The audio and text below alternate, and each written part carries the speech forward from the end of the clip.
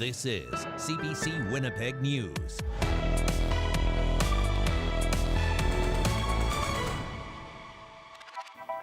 Good evening and thank you for joining us. We begin tonight with the latest on the deaths Winnipeg police attribute to an accused serial killer. One of the women, Jeremy Skibicki, is charged with killing, has not yet been identified. Until she is, as a sign of respect at the request of elders and advocates, Winnipeg police have agreed to refer to her as Buffalo Woman. And as Stephanie Cram reports tonight, there are calls to bring in the military in order to bring the victims' bodies home. Our families deserve every single day to be heard, for their voices to be said, and for people to know that they're missing, that they're loved, that they're sacred. In the middle of grief, a call for a national state of emergency. A vigil to remember Rebecca Comtois, Mercedes Myron, Morgan Harris, and a fourth, Buffalo Woman, someone who has not yet been identified. This is after police say the four Indigenous women were allegedly killed by the same man. It was also a time to reflect on the many missing and murdered Indigenous women and girls years before. In addition to demanding a state of emergency, family and advocates want police to search the Brady landfill. Police say they believe the women's bodies are there. People at the vigil want them home. We need the federal government to come forward, even if they send the army to go and search that Brady landfill. In Ottawa, I understand that there is an agreement to observe a moment of silence in memory of the recently murdered Indigenous women in Winnipeg, Manitoba. While the government stalls in providing resources, Indigenous women, girls, and Two-Spirit continue to be murdered because we are a target, Mr. Speaker. Will the government provide immediate funding to stop this genocide and the resources to search for the remains of our precious sisters?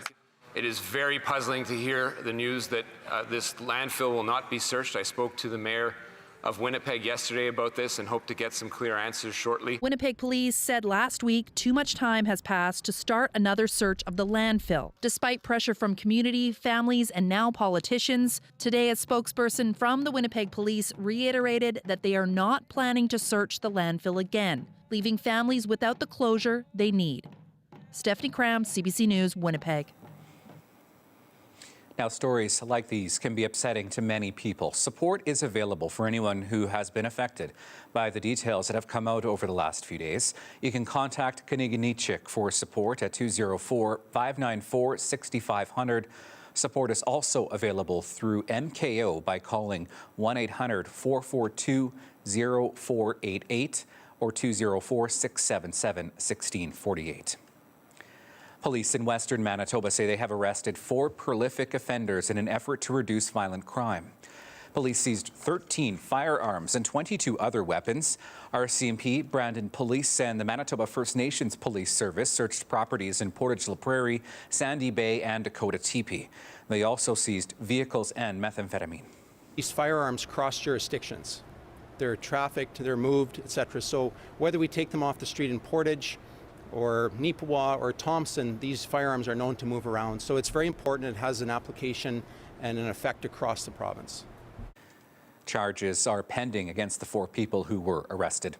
The child welfare system can seem stacked against parents, but an Indigenous-run program at the Mama Wichita Center has a success rate 98% of the time. CBC's Ian Fraze explains what's special about this program. Hope to stick through it and fight for my kids. Kara Kershane's family together at last. A few years ago, it seemed out of reach. At one point, I was living on the street and I was like nowhere to go. But that's changed thanks to an Indigenous-run program helping families involved with the child welfare system.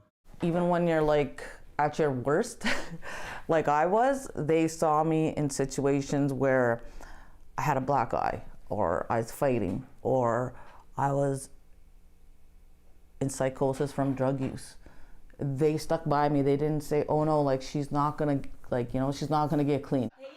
Korshane is now sober and has her kids back. A new report released on Monday shows the Family Group Conference program is working for many families. The program either reunites kids with their family or prevents kids from entering foster care 98% of the time. It's run by the Mama Wichita Center. families can be referred to family group conferencing. What sets that apart from staff with Child and Family Services is the focus on the parent. The goal with Family Group Conference is to prepare families to get their kids back. The program helped Randy Thomas. I would have never had this chance if it wasn't for FGC, right? So I'm happy. I love the way my life's going now, and yeah, I'm just happy to have my kids and be a dad. As for Kershane, she was so inspired by the support she's received, she's training to become a social worker.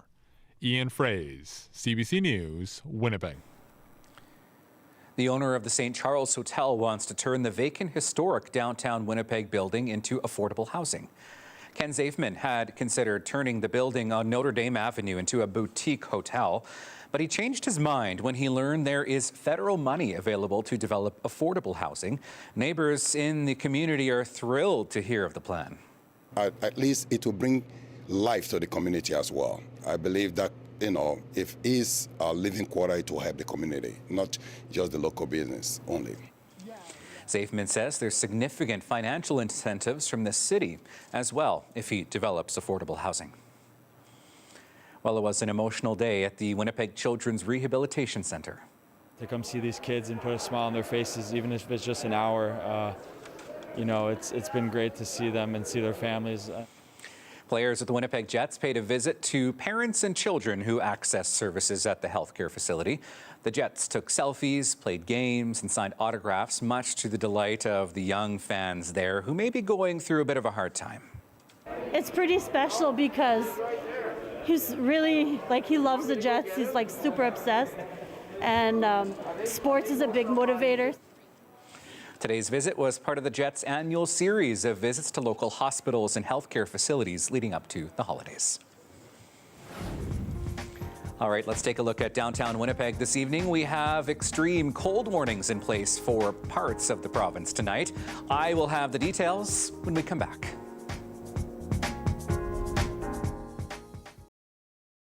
This weather update is brought to you by Capital Ford Lincoln. 22 model clear out is on now. Welcome back. Well, we have extreme cold warnings in place for much of northern Manitoba this evening and the Swan River area.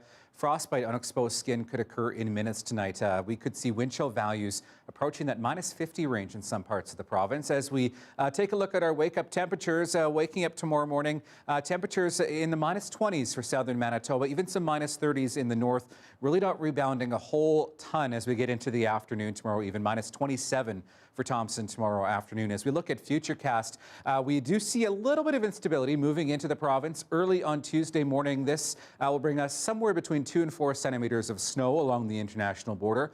Behind that, another area of high pressure, allowing our skies to clear out, those temperatures really diving as we get into the early part of Wednesday morning into the afternoon. Wednesday is certainly looking like it's going to be a pretty cold one across much of the province through the day. So -18 tomorrow in Winnipeg with a chance of flurries in the morning. High of -21 on Wednesday. Then things look up from there.